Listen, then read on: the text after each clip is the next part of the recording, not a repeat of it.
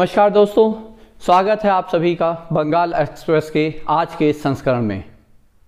आज यहाँ पे हम लोग चर्चा करने जा रहे हैं बंगाल में 8 चरणों की ये जो लड़ाई होने वाली है उसके ऊपर। जैसे ही आयोग ने वहाँ पे अधिसूचना जारी की और ये बताया कि वहाँ पे मतदान 8 चरणों में होगा, अलग अलग पक्षों ने अपनी अलग अलग तरह की बातें बनानी शुरू कर दी। सत्ता पक्ष जहाँ पे तृणमूल कांग्रेस है, उन्होंने तो सीधे सीधे आयोग पे ही आरोप लगा दिया कि वो मोदी शाह के हिसाब से चल रहे हैं और उनको लाभ देने के लिए उन्होंने 8 चरणों का ये यहाँ पे मतदान वहाँ पे करवाया है। तो देखिए, पहले उस आरोप का जवाब दें या उनके आरोप को समझें कि उन्होंने क्यों लगाया। पहले जान लेते हैं जो वहाँ पे पिछले असेंबली के लिए मतदान हुए हैं 2011 में, 2016 में, तब कितने चरणों में हुए थे।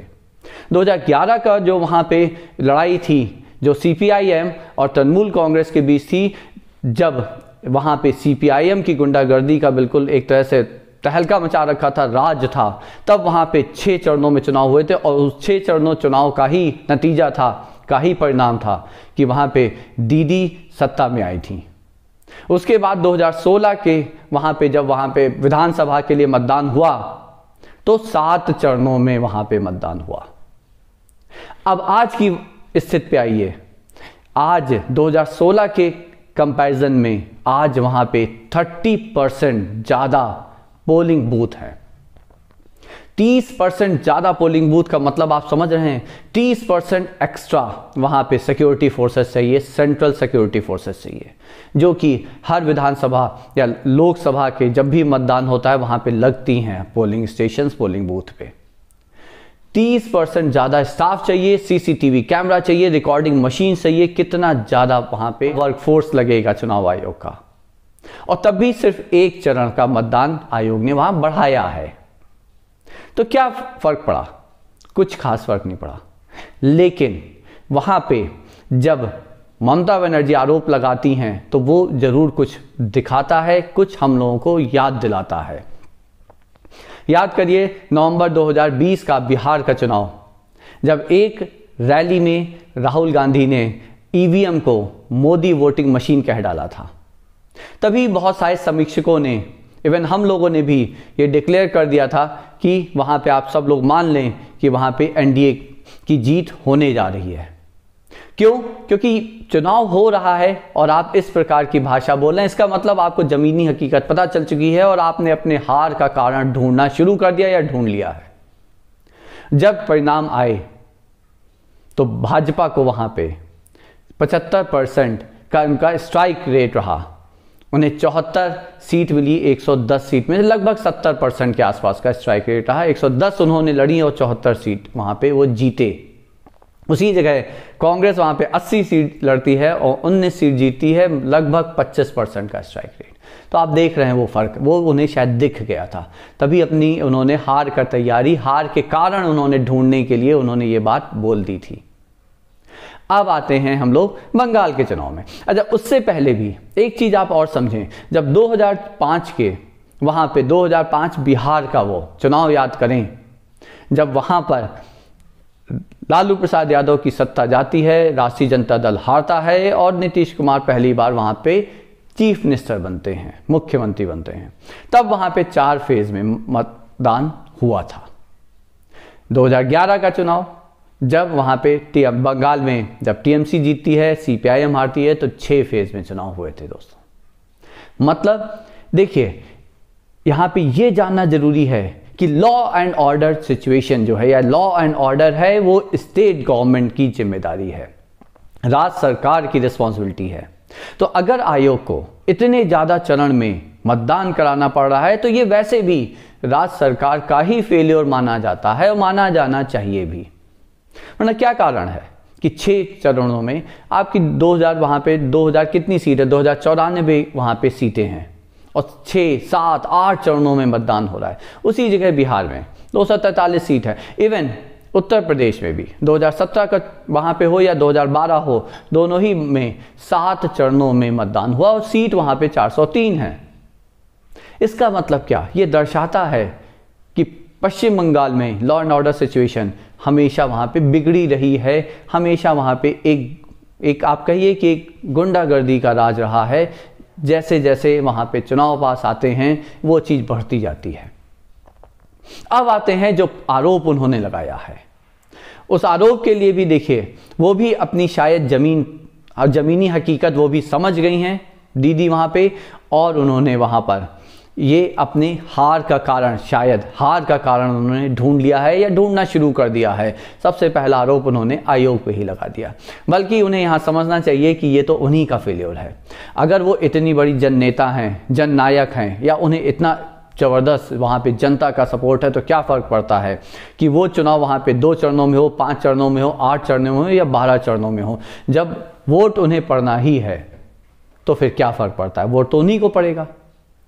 लेकिन हाँ, ये ज़रूर है कि जैसे जैसे चरण बढ़ते हैं भारतीय जनता पार्टी को फ़ायदा अवश्य होता है, क्योंकि अब ये माने जाने लगा है 2014 के बाद से ये माना जाने लगा है कि भारतीय जनता पार्टी का जो संगठन है वो चुनाव लड़ने में बहुत माहिर हो चुका है।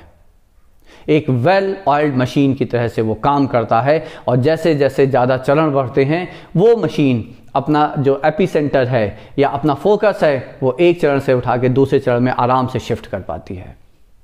तो ये ज़रूर है कि यहाँ पे भारतीय जनता पार्टी को तो फ़ायदा होने वाला है, और शायद ये फ़ायदा ही टीएमसी का डर है, और शायद टीएमसी को फेयर और फ्री इलेक्शन जिसके सहारे 2011 में वो खुद चुनाव जीते थे, आज उसी का उन्हें डर भी है कि अगर वहाँ पे फेयर एंड फ्री इलेक्शंस होते हैं या फेयर एंड फ्री वहाँ पे चुनाव होता है तो शायद वो हार जाएंगे।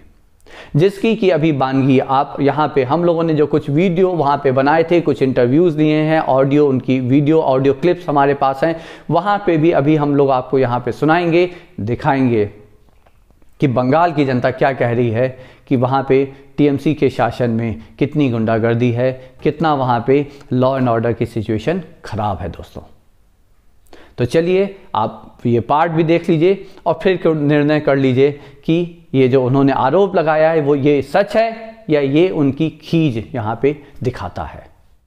अच्छा, जो कानून व्यवस्था की स्थिति वहाँ पे जो कहा जाता है कि जैसे बताया जा रहा है और भी लोगों ने बताया गुंडागर्दी का माहौल है, तो वो क्या सही है? हाँ, सही है, वो सही है। अभी इलेक्शन आया, सामने वोट है, इसलिए कुछ कुछ दे रहा है, लेकिन इससे पहले 9 साल तक कुछ नहीं दिया। राशन सामान भी ठीक नहीं, राशन के दुकान से भी सामान ठीक से नहीं मिल रहा था। वहाँ दंगा फंसा मैंने देखा, वहाँ वामफ्रंट की टाइम का जो वो था ना, जैसा कहते कि गुंडागर्दी, वो तो आतंक मचा के रखे, तो उससे ज्यादा आतंक तो दीदी ने मचा के रखी। सुनते हैं कि टीएमसी की गुंडागर्दी ये सब यहाँ सुनने में आता है। हाँ सर, ये तो सर मैंने खुद सर देखा था, ठीक है। इलेक्शन में, पंचायत इलेक्शन में मेरा बीबी ने डराया था, ठीक है। मेरा बीबी ने खुद डराया था वहाँ पर सीपीएम से मेरा बीबी वहाँ पर डराया था, ठीक है। तो वहाँ पर तो वो पंचायत जो वोट हुआ ना, वो तो वोट ठीक नहीं हुआ। जैसे कि मैं बोलना चाहूँगा, वो तो जैसे कि इलेक्शन के टाइम में हम वहीं पे थे, यहाँ से चले गए थे। तो जैसे कि इलेक्शन का बूथ जो होता है ना, उसमें जब हम इलेक्शन देने जाते हैं तो पहले ही में हमें रोड पे बोल दिया जाता है कि तुम्हारा इलेक्शन हो गया, देने के पहले बोला दिया जाता है कि इलेक्शन हो गया। तो हम जब नहीं देंगे इलेक्शन, तब कैसे मतलब कि चुनाव होगा सही से? तो वही मतलब कि जब टीएमसी का बंदा है, थोड़ी सी गुंडागर्दी करते हैं, धमकी देता है, इसीलिए हम चाहते हैं कि वहाँ पर जैसे कि यूपी में अभी है, पहले बहुत गुंडागर्दी होता था, अभी सही है, ऐसे स्थिति हमारा वहाँ पर भी होना चाहिए। आउटसाइड में जीतने का एक ही कारण है, हो सकता है किसी को ढंग से वोट नहीं देने के लिए धमकी दिखाया और कुछ किया लोगों ने, और बाद में और तृणमूल जीत गया वही। यही सा कोई इस बार भी क्या ऐसा लग रहा है कि वो कुछ बदमाशी करके जीत सकते हैं?